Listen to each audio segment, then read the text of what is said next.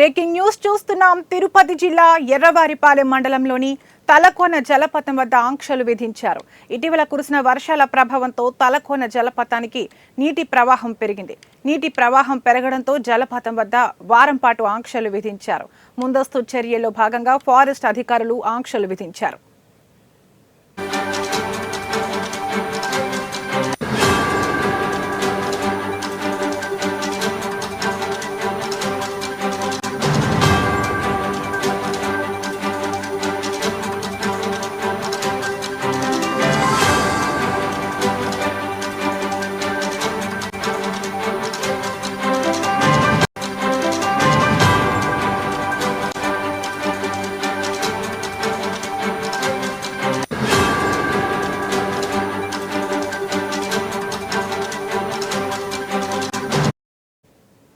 తిరుపతి జిల్లా ఎర్రవారిపాలెం మండలంలోని తలకోన జలపాతం వద్ద ఆంక్షలు విధించారు. ఇటీవల కురిసిన వర్షాల ప్రభావంతో తలకోన జలపాతానికి నీటి ప్రవాహం పెరిగింది. నీటి ప్రవాహం పెరగడంతో జలపాతం వద్ద వారం పాటు ఆంక్షలు విధించారు.